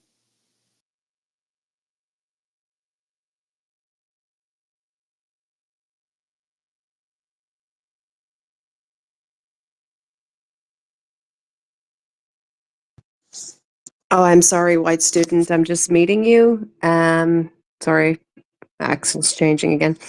I'm still trying to figure out what kind of fucking nationalist I am. So I just been talking with like ethno nationalists. How are you, Sarah? I'm sorry if I scared you yesterday. You're You're okay. How You're are you, okay. girl? Did I scare you? No, Did I not scare you in French? no. You're saying.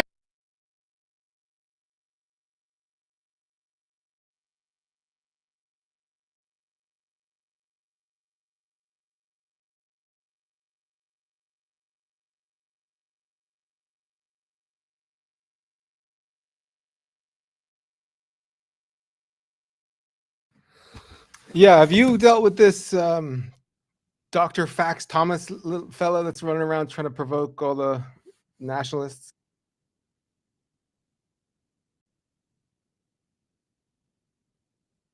Oh, sorry. Sorry about that. What's the question? We're we're discussing an attempted a coup through Ireland's legal system against the Irish people.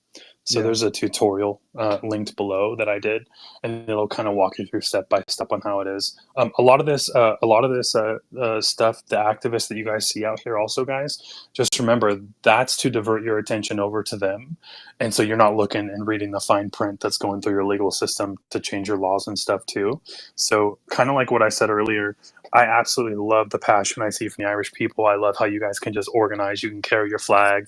You can, flip the bird to the other side and stuff like that. But that's only one part of this. We won't succeed if we don't have an amendment ready to intercept their next attempt at legislation, right? So like I said earlier, I have some ideas. I have some angles. I can forward them. This could go to anyone in your legal system that you trust. They can start drafting it in the correct legalese and whatever is used in Ireland and stuff like that. This can go to a politician. I know that a few names got thrown out earlier, but they're going to need these angles, this intelligence, and these ideas if they want to properly intercept this agenda. So one more thing. I've heard a few people bring up the white privilege stuff like that. There's also non-white privilege, right? Like I could think of all the things that are done to the white population that don't get done to any non-white populations, and I can write a whole list of that too. So when you encounter politicians or people in school who want to talk about the privilege, keep that in mind. They won't want to talk about a non-white privilege checklist. They're very tightly controlling who they want those remarks pointed at. So that tells you they're not admitting it to you. They don't. There's a reason they don't want this pointed anywhere else. They know, they're just not saying it, but their actions show it. So just keep that in mind.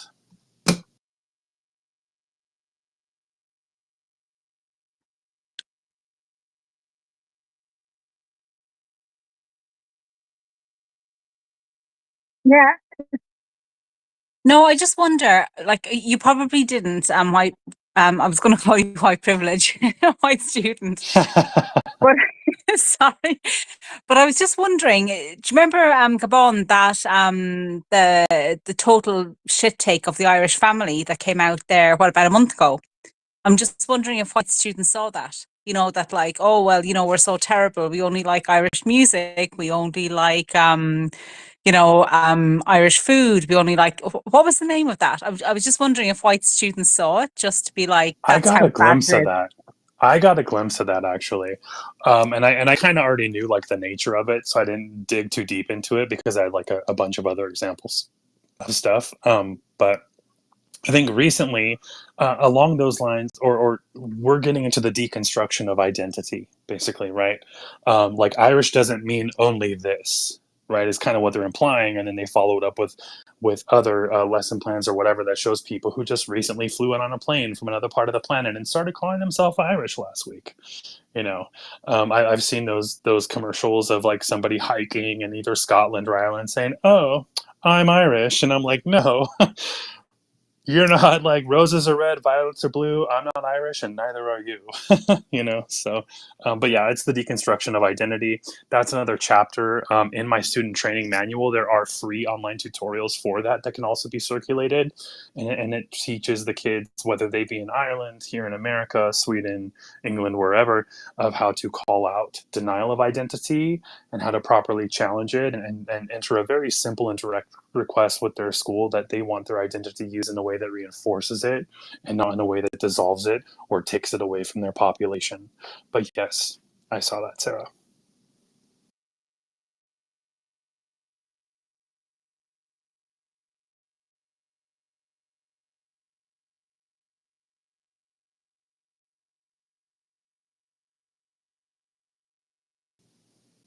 Well, if you think about it, Gabon, it establishes a pecking order, right? So the kids in school right now are being groomed to accept being treated as less than or being instructed to be subservient to these other migrant populations, right? And it's coming along with your laws being changed or attempted to be changed so that these migrant populations are given a superior legal status.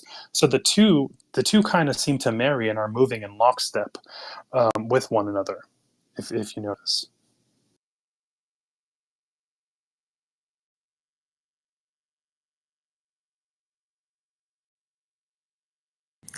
Thanks, Garwan. I have a solution that, if it was implemented, it would change the landscape completely. and it's something that I think we could sneak under and get past. And once it's passed, then we can start changing things. And what I'm talking about is in Switzerland, they have something called I'm not sure the exact name of it, but they have a referendum mechanism. So in Ireland, it's the government that decides what they want to have a referendum on, to add an amendment or to discard an amendment within the constitution. So in Switzerland, for instance, if there's a certain issue that garners a certain amount of signatures, let's say 200,000 signatures, it would have to be put to the people, whether the government on the day doesn't like it or not. And if we had something like that, for instance, if the issue was to, let's say, tighten up the asylum process, or to tighten up citizenship, or to make it easier to remove citizenship from, let's say, the Algerian guy who stabbed those children in Dublin and caused the riots, we would be able to do that. Would that fall under Irish law or under EU law? Because I think Rob earlier kind of touched on certain subjects fall in the jurisdiction of the EU law, and I think migration comes in that channel, if I'm not mistaken. Well, to a degree, there's certain things, even if you had that passed, you wouldn't be able to have, let's say, you wouldn't have the freedom to, let's say, get rid of all the people that we want to get rid of out of the country. But you would be able to pass laws that would turn off the tap, or for Americans listening, turn off the faucet in relation to migration flows. And you would be able to tighten the restrictions in relation to housing, access to social housing, which a lot of these people are coming into Ireland or Europe. These people, they're coming here for citizenship to draw the doles, get social benefits. They're not these doctors and engineers. Well, we know, Maurice, but here's the thing. There's about a million in Sweden who can't even read or write. I know, but here's the thing. Your existing national legal system, they've developed a workaround to it. It's the same thing here in America. In America, since we're under the UN, they went through the UN body. And in Ireland, they went through the EU body. So they've signed on to stuff outside of your Irish laws that are being directed by the UN. Right. So regardless of what you pass locally at a national level, there's going to be like a disconnect. Like, I agree with you, it should work, but they've established legal workarounds for all that stuff to kind of put it out of reach, is what we're saying. But the only thing I want to say, though, is anyone who's going in the general election for all the nationalist parties or independent, look at the issue, look at that particular mechanism in Switzerland, and look at the advantages it would give the likes of us to bypass the government and sidestep them, and force them to have referendums that they don't want to have in relation to tightening citizenship, tightening asylum. And I think it would Brexit be an example of that, though? I would be against Brexit, and I'll tell you why. Well, I'm just saying, though, they had the referendum and it didn't come to pass, right? But wouldn't that be an example of the concept of, like, they're going to find another way to cause it to malfunction or sabotage it? No, the solution for Europe is, like, look at Viktor Orban first. The solution is to take it. If you want to change something, you have to be inside to break the system, to break the EU. Like, it's harder to do it from the outside. But if you had a majority of governments, like I can see it, the AfD in Germany taking power maybe before this decade is over. If you have a number of countries like, say, Italy, Germany, France, Le Pen in France, you would be able to put forward a treaty similar to the Lisbon Treaty that would be 180 degrees to the other side, that you can undermine all the. So, like, that's how. If I was running for in a general election, that's what I would be proposing. I'd be working with my counterparts in France, Germany, Italy to push for that, because that's the only way we can change things. Because we have to, like, you don't. So your focus is on migration, though, right? Can I clarify that? Migration, but also asylum, and also in relation to so let me clarify something for you. Let me clarify one thing. Migration is not what the topic of this meeting on. This meeting is because the EU is introducing laws to repeal your existing laws in Ireland and take away your legal protections and legal recourse, and they're going to replace it with a law that was drafted through the EU that only works on behalf of migrant populations. That's what this space is on. So I totally understand what you're saying, but that would be further down the list of intercepting this attempted coup. This attempted coup is number one on the list. And also, most of the laws in Europe require unanimous consent by all the member countries. So if you look at Viktor Orban, for instance, he's able to, there's many... Sorry there, Morris. I'm going to mute you there now if you don't stop with your misinformation. There's no laws that come out of the EU. They're interfering in Irish sovereignty, and there's no fairness in the EU. And the EU is the problem here. We have to take back our sovereignty and get out of the EU. Can't be spreading misinformation about the EU. They've done nothing for the Irish people. They're as bad as the British Empire. I'm not going to disagree with you, Jared, but I'm just saying that if we, let's say, left and most of the countries in Europe were, let's say, far left, you know, they're going to sanction us. But Okay, I would wait today's until... today's topic, Maurice, is Ireland. That's today's topic. So I understand what you're saying, but for this, it's intercepting the attempted coup. It's already on its way, and that's what we're strategizing on and speaking to today.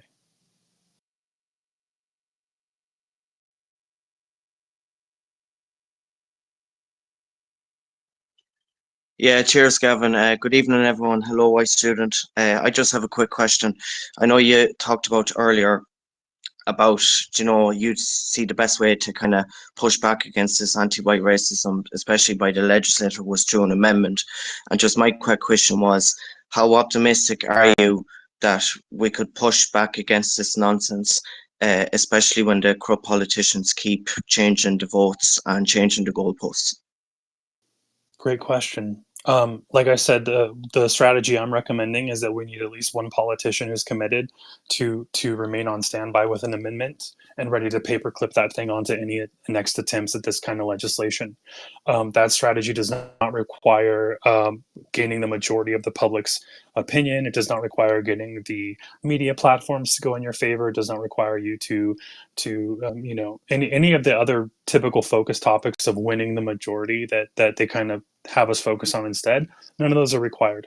We just need to get the amendment drafted, and we need to get a commitment with one politician who will be there 24/7 on standby and ready to paperclip that back on the next time, whether it be titled a hate crime bill or a hate speech bill or a hate whatever bill.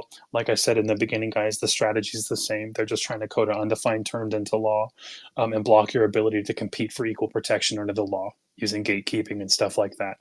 So this to me seems like if we get enough strong minds together and we reach out and get somebody local and say, hey, this is really important, you will look favorably in the eyes of the majority when a lot of this comes to light and they see it.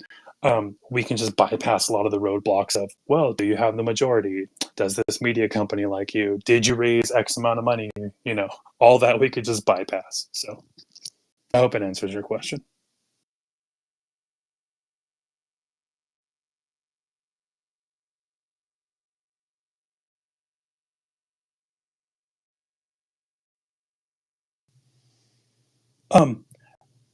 Yeah, well, my book is like I said, it's geared to kind of carve up the academia section because I know that well because a lot of that was created here in America, and then when they got their recipe right, that's when they started circulating it through other education institutions and started installing it in the back door through your curriculum committee in Ireland. So mine is basically the book of training students on the ground in those classes on how to defend themselves, how to cause a lot of these riddly you know, verbiage statements to malfunction and stuff like that, and cause their agenda to seize up there.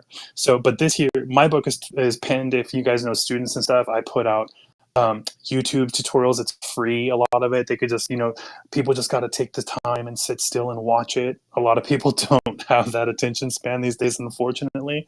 But that's my work. But what I'm doing for you guys here today is literally I just happened across what was being done in Ireland by chance. I was actually researching something completely different, and I started ringing the alarm bell. So I'm just trying to get to the right hands and say, hey, try this approach, try these angles. Let's do this. Let's block them from even getting this in. So my book's really not the point of this meeting, man. I'm just here for you guys in Ireland, and I'm trying to help you, like, you know, beat this back. So I just want to say there, after reading your book and being able to talk to young people and giving them the tools of the language within your book, it is very important for us, for our children, to have that also. So thank you very much from all of us here in Ireland. happy to help.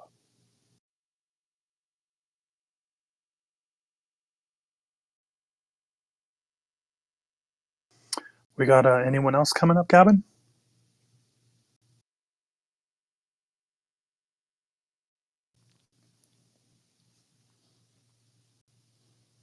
Okay. Well, it's good for a first session. You guys know where to reach me, and as things come up, you guys just reach out to me, and we're gonna inch our way through this stuff, man. We're gonna go blow for blow, and we're gonna keep going. But like I said, I'm far away. I'm not in Ireland. So for those of you who are there, for those of you who have connections in the legal system, who know a local politician, maybe who's got an aspiring politician, you want to give them some slogans on how they can win and take the seat away from a corrupt one. All angles I'm happy to help with, but it's going to have to be done by feet on the ground in Ireland. I would love to go someday. I've never been there, but I'm not in your country, so there's only so much I can do from here. You know.